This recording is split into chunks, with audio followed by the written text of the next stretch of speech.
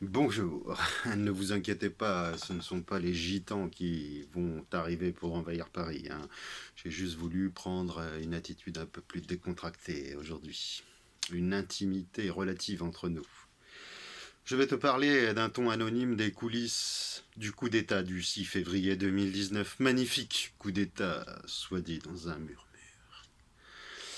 Aussi pour avoir passionnément adoré le mouvement Gilet jaune quand il n'avait personne pour le représenter et qu'il était capable, en revanche, de fédérer la France. Je m'engage dans cette annexe numéro 1 au coup d'État du 6 février 2019, que j'ai modestement baptisé « Il fallait que je vous prévince », à ne surtout pas mettre l'accent sur mon principal adversaire politique, j'ai nommé M. Cyril Drouet. Je lui laisse 12 jours pour me préparer des insultes sur des bouts de carton. Passé ce délai, Philippe Drouet devra être prêt à débattre. Il faut bien rappeler que les services publics se sont dit aujourd'hui totalement incompétents à trouver des interlocuteurs crédibles pour les inviter à ce grand débat qu'ils ont eux-mêmes initié. Je ne sais pas si tu vois le truc de ouf quand même, hein. D'ailleurs, le président de la République a aussitôt sauté sur l'occasion pour réagir. Il remplacera sur le champ M. Drouet dans ce grand débat, et ce, pour se dresser contre les institutions, à cause de l'inattitude de M. Drouet à débattre. On peut saluer le courage politique de M. Macron et de ses 10 000 gendarmes lui servant à prendre la parole en public. Imaginez un peu le coût d'une telle campagne s'il n'avait pas eu par hasard d'autres ambitions politiques, comme celle de parler pour le peuple qui souffre.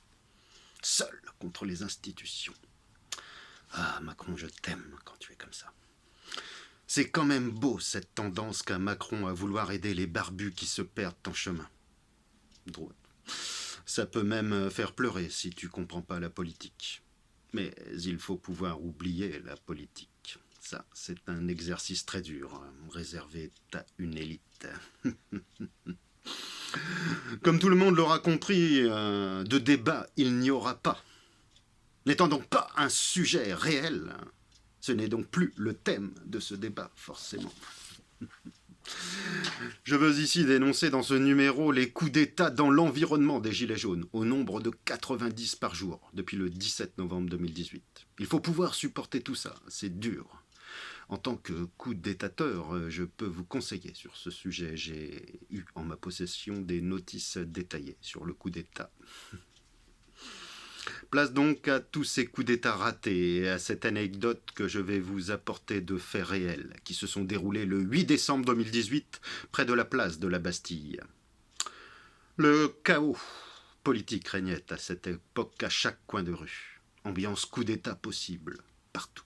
Fomenté par des hommes qui guettaient des attroupements de gilets jaunes et qui se présentaient à eux avec des prospectus d'eux-mêmes. Étrange comportement. Et ce pour bien nous faire comprendre qu'ils étaient appuyés par une imprimante et du personnel inconnu, et qu'ils avaient donc les moyens pour nous apporter la solution à ce que le peuple cherchait. Un peu de considération, forcément. Ce jour-là même, je déjoua un de ces coups d'État organisés par un homme avec plein de poils dans les oreilles et qui expliquait à des retraités agricoles qui venaient se plaindre en gilet jaune que leur salut passerait par un homme comme lui, en gilet jaune, avec, particularité, une terrible éducation financière. Le gars tripotait des milliards dans sa tête. Il t'en mettait 40 ici et 20 autres là, d'évasion fiscale, et là, il pouvait donc économiser 30. Et tout ça dans ce costume à carreaux. Il t'expliquait avec tous ces milliards qu'il ne te restait après qu'un seul problème.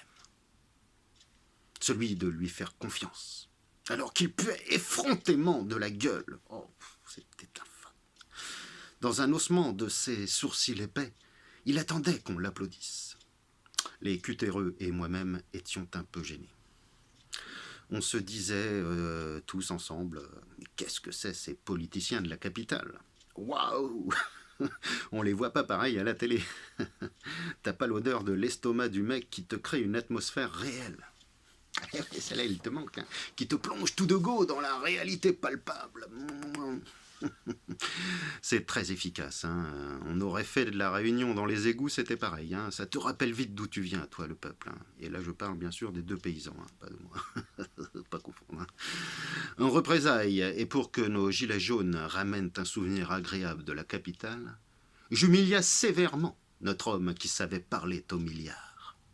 Si bien qu'il alla pleurer dans les jupons de quelques femmes avec des gilets du même marchand, et qui m'ont fait les gros yeux, parce que j'avais dit à leur poulain du bitume, de se rafraîchir un peu les oreilles pour comprendre que c'est une grosse merde, et surtout, de bien se nettoyer la bouche avant de continuer cette conversation qui pourrait bien se finir pour lui, par ma main dans sa gueule. J'aime bien vanner aussi. Bon, sachez qu'en l'absence de caméra, je sais être extrêmement persuasif, surtout que c'est une histoire vraie. On peut donc vraiment en rire. Ris, n'aie pas peur. Ah là là là là.